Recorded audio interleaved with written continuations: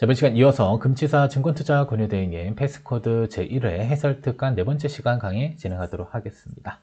이번 시간은 16번부터 20번까지 같이 한번 풀어볼게요. 먼저 16번 문제입니다. 자, 다음 중 유가증권 시장의 가격 제한폭에 대한 설명으로 적절하지 않은 것을 골라보자 라고 했습니다. 자, 우선 가격 제한폭은 플러스 마이너스 30%이다 라는 점 체크하시면 되겠고요.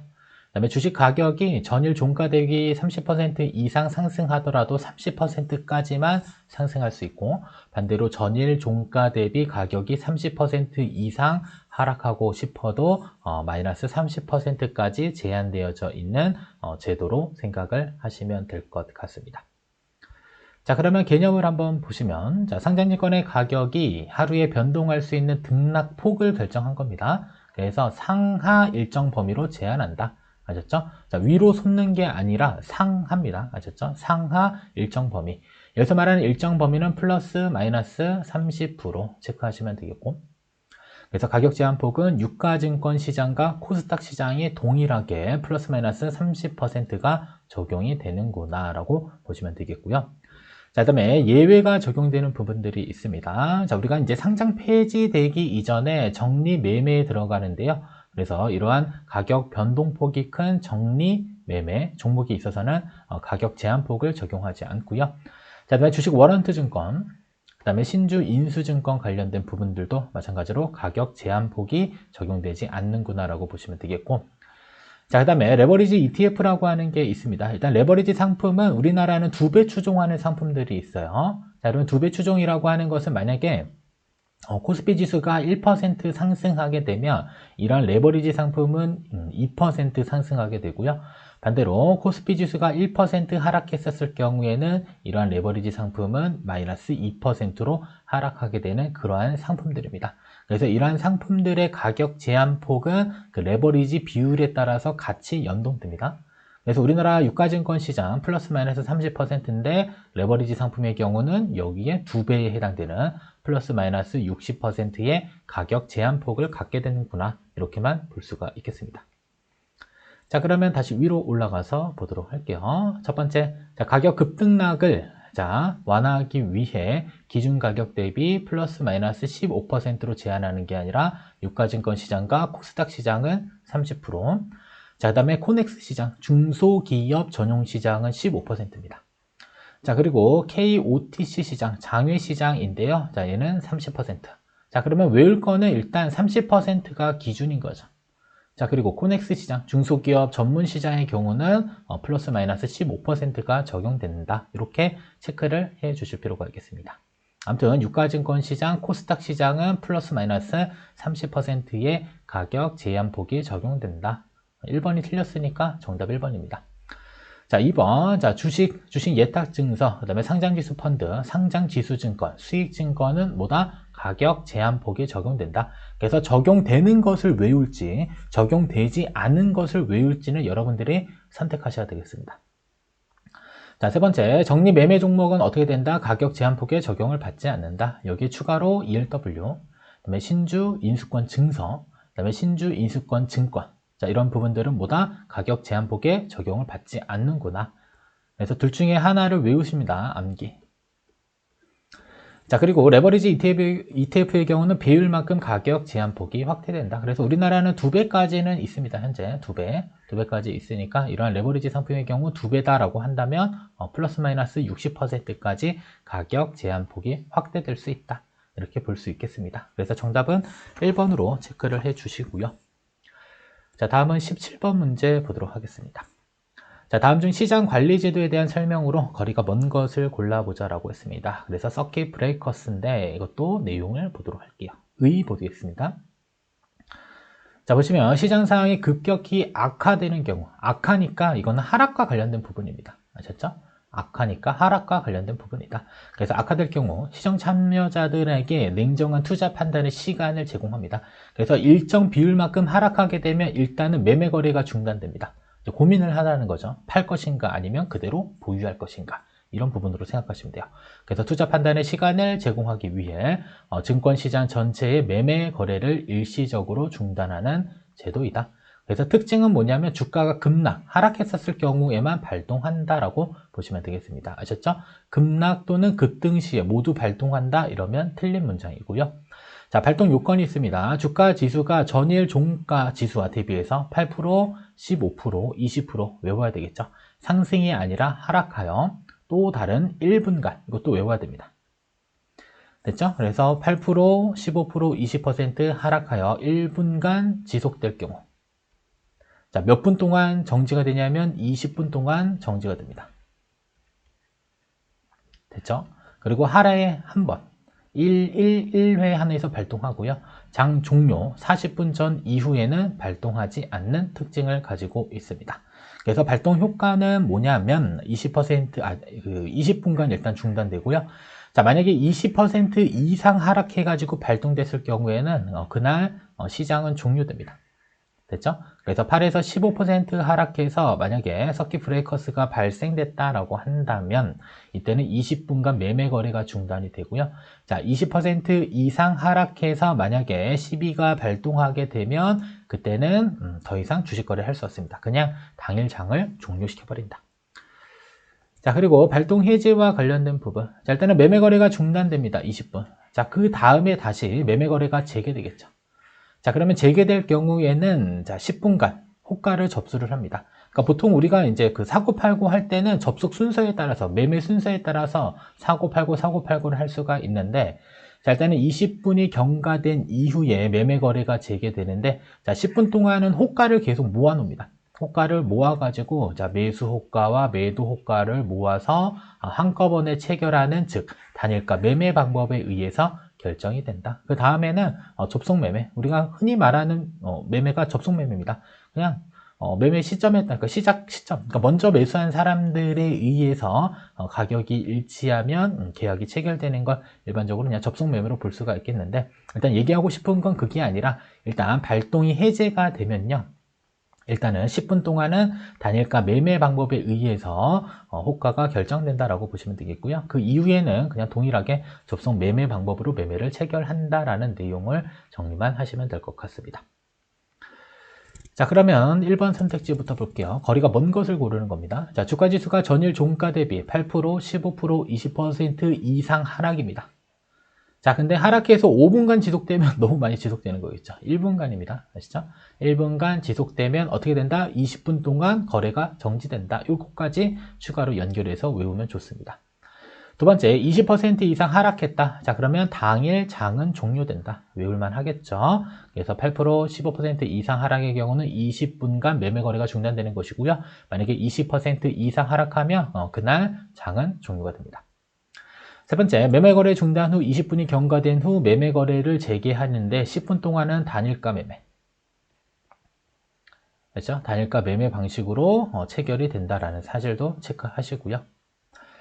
자, 네 번째, 자, 매매 거래 재개 후, 자, 최초의 가격은 재개 시점부터 10분간 호가를 접수해요. 그 다음에 단일가 매매 방법에 의해서 결정하고요. 그 이후에는 접속 매매 방법으로 매매 계약을 체결한다고 계속 반복적으로 설명해 드렸습니다.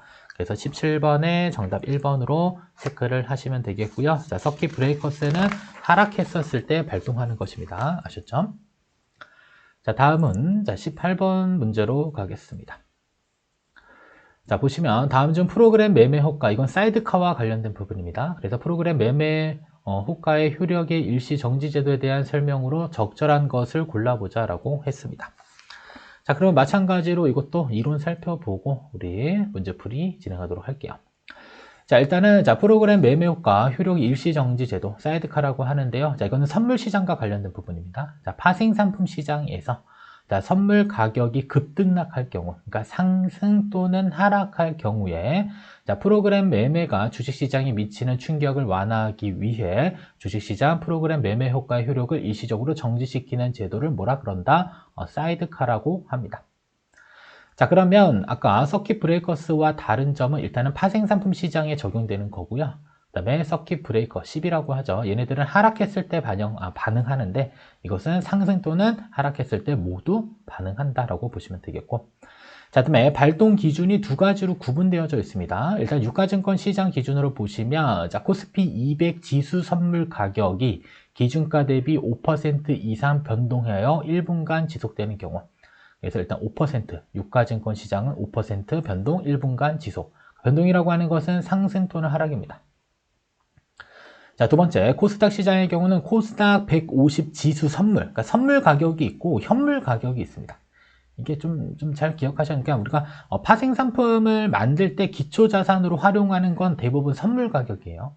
코스피 200 지수 선물 가격이 있고 코스피 200 지수 가격이 있습니다. 근데 아무튼 유가증권 시장의 경우 선물 가격 기준으로 그렇죠? 5% 이상. 코스닥은 코스닥 150 지수 선물 가격이 6%. 됐죠? 6% 이상 변동하고 또는 자, 코스닥 150 지수가 자, 3% 이상 변동하여 1분간 지속될 경우 사이드카가 발동된다. 자, 그리고 매수 또는 매도 구분 없이 하루에 한 번 발동되며 장 개시 후 5분이 경과한 시점부터 발동 기준을 계산하기 때문에 장 개시 후 6분 이후부터 발동이 될 수 있다는 참고로 기억하시면 될 것 같고, 자, 그 다음에 발동의 효력은 상승의 경우는 프로그램 매수 효과, 그 다음에 하락의 경우는 매도 효과의 효력을 5분간 정지시킨다. 이것도 체크하셔야 되겠죠. 상승의 경우는 프로그램 매수 효과, 하락의 경우는 매도 효과의 효력을 5분간 정지시킨다. 자, 그리고 해제 기준을 보시면 자, 프로그램 매매 효과의 효력 정지 시점부터 5분이 경과되면 해제된다. 그리고 장 종료 40분 전인 경우. 자, 그리고 프로그램 매매 효과의 효력 정지 시간 중 자, 서킷 브레이커스도 함께 발동됐다라고 한다면 이 서킷 브레이커스가 중단되고 다시 매매 거래가 재개된 경우에는 마찬가지로 사이드카가 해제될 수 있다. 이렇게 보시면 될 것 같습니다. 자, 그러면 다시 위로 올라와서 문제를 풀어보도록 할게요. 자, 첫 번째, 적절한 거 고르는 문제입니다. 자, 매수, 매도 구분 없이 1일 2회에 한해 발동된다. 1일 1회입니다. 네, 틀렸죠? 두 번째, 상승의 경우 프로그램 매수 효과입니다. 자, 하락의 경우는 프로그램 매도 효과의 효력을 5분간 정지한다. 자, 프로그램 매매라고 하는 것은 전산 프로그램에 설정을 해놔요. 어떤 기준에 의해서 설정을 하면 자, 자연스럽게 매수 또는 매도를 그 기준에 맞춰서 체결하는 그러한 거래로 생각하시면 될 것 같습니다. 됐죠? 그래서 상승의 경우는 프로그램 매수 효과, 하락의 경우는 매도 효과의 효력을 5분간 정지시킨다. 이렇게 보시면 되겠고요. 자, 다음 3번 선택지. 유가증권 시장에서 코스피 200 지수 선물 가격이 기준가 대비 5% 이상 변동하여 1분간 지속될 경우 사이드카가 발동된다. 이게 정답이 되겠습니다. 그래서 5% 이상 변동해서 1분간 지속됐을 경우 발동된다. 이거 체크 잘 해주시고요. 그 다음에 코스닥 시장 요건은 달랐습니다. 코스닥 150 지수 선물은 6%, 코스닥 지수는 3% 이상 변동해서 1분간 지속된 경우. 좀 일치하면 좋은데 아무튼 차이가 있어서 조금 외우는데 조금 좀 짜증이 좀 날 것 같고요. 그 다음에 사이드카가 발동되면 프로그램 매수 또는 매도 효과 효력을 몇 분간 5분간 정지시킨다 체크하시고, 그 다음에 장 종료 40분 전인 경우에는 사이드카가 해제된다라는 사실 체크 두 가지로 해주시면 될 것 같습니다. 그래서 18번의 정답 3번으로 체크를 하시면 되겠고요. 자, 그 다음에 우리 19번 문제로 넘어가겠습니다. 자, 19번은 이제 공매도와 관련된 부분입니다. 공매도. 자, 보시면 다음 중 공매도에 대한 설명으로 적절하지 않은 것을 골라보자 라고 했습니다. 자, 그럼 공매도가 뭔지 같이 한번 살펴보고 문제 풀어볼게요. 자, 일단은 공매도의 개념 보시면 자본시장법에서는 소유하지 않은 증권을 매도하는 것으로 정의한다. 그래서 주식을 빌려요. 그래서 10,000원짜리 주식을 빌려서 바로 매도합니다. 그냥 주식 한 주 빌렸다고 칠게요. 한 주에 10,000원짜리를 빌려서 매도합니다. 자, 그러면 나는 10,000원을 가지고 있겠죠. 자, 그리고 나서 나는 주식 하락에 베팅하는 겁니다. 그래서 이 주식 가격이 8,000원이 돼요. 자, 그러면 나는 한 주를 얼마에 살 수 있는 거죠? 8,000원에 살 수 있겠죠. 자, 8,000원에 매수해서 빌린 거 다시 갚으면 돼요. 자, 그러면 나는 10,000원을 어떻게 된 거지? 뭐 쉽게 생각하면 그냥 10,000원짜리를 팔아서 10,000원을 가지고 있는 상태에서 8,000원을 매수한 다음에 다시 한 주를 갚으면 이 사람한테 빌린 주식 갚았죠. 자, 그리고 나서 나한테는 10,000원짜리가 있었는데 10,000원이 있었는데 8,000원만 이용해서 주식 한 주를 샀으니까 그 차액인 2,000원만큼의 뭐가 생기는 거죠? 이익이 생기는 것. 이게 바로 그냥 공매도다라고 보시면 될 것 같습니다. 자, 따라서 투자자는 자신이 보유한 증권의 가격 하락에 따른 손실을 해지하거나 고평가된, 자, 고평가되면 뭐 해야 됩니다? 증권을 매도한다. 이렇게 생각하시면 돼요. 그래서 고평가된 증권의 매도를 통한 차익을 얻기 위해 활용한다. 그래서 가격 하락에 베팅하는 것을 공매도로 생각을 해주시면 될 것 같고요. 자, 그다음에 예외가 적용되는 부분들이 여러 가지가 있습니다. 이거는 그냥 여러분들 한 번 정도 가볍게 읽어보시면 될 것 같아요. 그냥 첫 번째 보시면, 자, 매수계약 체결 후 결제일 전에 해당 증권을 다시 매도하는 경우. 자, 우리가 이제 그 매수일이 있고요. 그 다음에 결제일이 있습니다. 매수, 매도 이렇게 있는데, 매매라고 할게요. 그래서 내가 오늘 매매를 체결하더라도 돈이 빠져나가는 것은 이틀 이후에 빠져나갑니다. 그래서 오늘 만약에 매수했다라고 한다면 다음날 돈이 빠져나가는 이러한 것으로 생각하시면 돼요. 그래서 매수계약 체결 후 결제일 T2가 바로 매수한 날로부터 이틀 이후입니다. 아시죠? 이틀 전에 해당 증권을 다시 매도하는 경우, 그러니까 이 사이에 사고 팔고 하는 경우에는 공매도로 보지 않겠다, 이런 부분으로 해석하시면 되겠으니까 한 번 정도 쭉 살펴보시고요. 자, 위로 올라와서 문제 풀어보도록 할게요. 첫 번째, 자, 공매도는 10,000원의 주식을 빌려 매도한 후, 자, 주가가 8,000원으로 하락했을 때 다시 매수해서, 자, 빌린 주식을 갚습니다. 그러니까 10,000원짜리를 매수해서 10,000원으로 갚는 개념이 아니에요. 그냥 한 주를 갚으면 되는 겁니다. 아셨죠? 그래서 다시 매수해서 결제일에 빌린 주식을 갚고 차익 2,000원을 얻을 수 있다. 맞는 표현이고요. 두 번째, 저평가된 증권을 매수, 아니죠. 고평가된 증권을 일단은 매도하는 겁니다. 매도해서 시세 차익을 얻기 위해 이를 활용합니다. 그래서 일단 2번이 틀렸고요. 3번, 자, 대차거래. 대차거래는 주식을 빌리는 개념으로 생각하시면 돼요. 그래서 대차거래 등에 의해서 차입한 증권에 대해서만 공매도가 가입하다. 일단 중요한 것은 차입한, 빌린 증권에 대해서만 공매도가 가능하다. 이게 핵심입니다.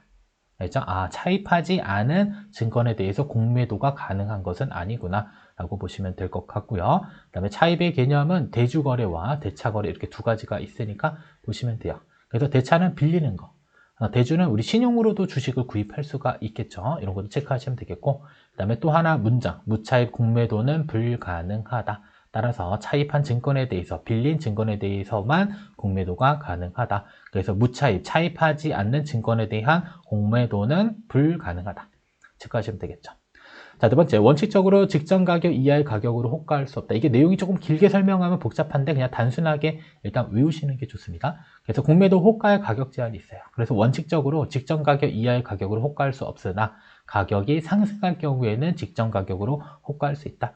그래서 호가창의 가격이 10,000원이었다가 이게 9,980원, 9,980원, 다시 9,990원으로 상승해서 또 다시 9,990원이 됐었을 경우에는 원래는 직전 가격 이하, 직전 가격 이하의 가격으로 호가를 할 수가 없는데, 자, 9,980원에서 9,990원으로 상승했죠. 그래서 가격이 상승했을 경우에는 예외적으로 직전 가격으로 호가할 수 있다. 조금 어려운데 그냥 문장을 외웁시다. 너무 깊게 공부하려고 하지 마세요. 아시죠? 시험 공부하는데 전혀 좋지 않습니다. 아시죠? 너무 깊게 공부하지 마시고요. 이러한 것들은 그냥 문장을 통으로 외워서 시험장에 들어가는 게 훨씬 더 수월합니다. 됐죠? 그래서 정답은 2번으로 체크 잘 해주시고요. 자, 다음은 20번입니다. 자, 다음 중 증권시장의 거래 증거금에 대한 설명으로 적절하지 않은 것을 골라보자라고 했습니다. 자, 일단 거래 증거금이라고 하는 게 아까 결제일과 관련된 부분이에요. 자, 매매를 하게 되면 이게 T라고 놓고요. T 플러스 2일에 결제가 됩니다. 자, 그러면 일단은 매매 거래는 요때 하는데 결제가 조금 시간이 딜레이가 되죠. 자, 근데 이때 결제가 되지 않을 것을 대비해서 거래 증거금을 걷습니다. 이 부분에 대한 내용입니다. 아시죠? 그래서 거래 증거금이 왜 필요하냐면 우리가 주식을 사고 팔 때 그 해당 일에 바로 돈이 빠져나가는 게 아니라 매매일과 결제일 간의 시간적 갭이 존재하기 때문에 거래 증거금을 받게 된다. 이렇게 보시면 되겠고요. 자, 그러면 시장의 거래 증거금 보겠습니다. 자, 일단은 부과 대상 종목은 왠지 중요해 보이죠. 그래서 거래 증거금을 부과하는 종목은 상장 주식, 그다음에 증권 상품으로 한정된다. 자, 그리고 거래 당일 결제를 하는 일반 채권 및 레포, 환매 조건부 매매의 경우는 증거금 부과 대상에서 제외되고 있다라고 보시면 될 것 같고요. 자, 그다음에 산출 방법은 그냥 참고로 보시면 될 것 같고, 그 다음에 통지 및 납입 시한 관련돼서 거래소는 매 거래일 20시, 저녁 8시까지 거래 증거금 소요액을 해연 증권사에게 통지합니다. 자, 그러면 통지한 다음에 언제 납입하냐면, 자, 다음 매매 거래일 3시까지 동증거금액을 납부해야 된다. 그리고 이건 매우 중요합니다. 별표. 거래 증거금은 현금으로도 되고요. 대용 증권으로도 납부할 수 있고 외화도 됩니다. 그래서 거래 증거금은 현금으로만 납부해야 된다 이러면 틀려요. 그래서 거래 증거금은 현금, 외화, 그다음에 대용 증권으로도 납부할 수 있다라고 체크를 하시면 될 것 같고요. 자, 그 다음에, 자, 위탁증거금의 사용 제한. 자, 위탁증거금이라고 하는 것은, 자, 우리가 이제 투자를 하게 되면 그 주식 계좌 안에 놀고 있는 돈이 예수금이라고 합니다. 이것을 다른 말로 표현하면 위탁증거금이 되는데, 자, 일단은 투자자의 위탁증거금을 보호하기 위해 거래증거금, 그러니까 쉽게 생각하면 거래증거금으로 투자자의 위탁증거금을 제출할 수는 없다. 이렇게 생각하시면 됩니다. 그래서 거래증거금을 회원의 재산으로 납부하도록, 여기서 말하는 회원의 재산은 증권사의 재산으로 납부하게 되어져 있고요. 자, 이를 담보하기 위해 위탁증거금으로 거래증거금을 사용하는 것은 안 된다라고 보시면 돼요. 다른 말로, 자, 위탁증거금을 자, 거래증거금으로 납부하는 것은 불가능하다. 이렇게 해석하시면 될 것 같습니다. 자, 그러면 문제 한번 볼게요. 자, 거래 증거금을 부과하는 종목은 상장 주식, 자, ELW, 그 다음에 ETN, 그 다음에 ETF 등의 증권 상품으로 한정한다. 자, 일단은 ELW는 우리 배웠죠. 자, 주식 원헌트 증권이고요. 그 다음에 ETN과 ETF는 비슷합니다. 자, 일단 하나는 상장 지수 펀드고요. 하나는 상장 지수 증권인데, 자, 지수가 상장되어서 주식처럼 거래되는 건데, 자, ETF는 자산운용사에서 만듭니다. 펀드니까. 그 다음에 ETN은 증권이 붙어 있죠. 이거는 증권사가 발행해서 운영한다라고 보시면 될 것 같습니다. 그래서 ELW, ETN, 그 다음에 ETF 모두 다 어떻게 된다? 거래 증거금을 부과하는 종목에 해당된다. 이렇게 보시면 되겠고요. 2번, 거래소는 매 거래일 20시까지, 저녁 8시까지, 자, 거래 증거금 소유액을 회원증권사에게 통보한다고 했고, 회원증권사는 다음 영업일 3시까지 증거금을 납부해야 된다. 자, 세 번째, 거래 증거금은 현금으로만 납부할 수 있다. 이게 중요합니다. 현금뿐만 아니라 외화, 그 다음에 대용증권으로도 납부가 가능하다. 다만 예수금 조심하셔야 됩니다. 투자자의 예수금으로 거래 증거금을 납부할 수 있다 없다? 불가능하다. 이렇게 보시면 돼요. 이거 주의하니까 주의하셔야 되겠고요. 자, 네 번째, 투자자 위탁증거금 보호를 위해서 거래증거금을 회원의 재산으로 납부해야 된다. 증권사의 재산으로 납부해야 되고, 이를 담보하기 위해 위탁증거금의 거래증거금을 사용하는 것은 제한된다. 그래서 위탁증거금이 예수금입니다. 아셨죠? 투자자의 위탁증거금을 거래금으로 사용할 수 있다 없다? 불가능하다. 이게 핵심 사항이 되겠습니다. 따라서 20번 문제 정답은 3번으로 체크를 해주시면 될 것 같습니다. 자, 여기까지 해서 20번까지 문제풀이 모두 마치도록 하겠습니다.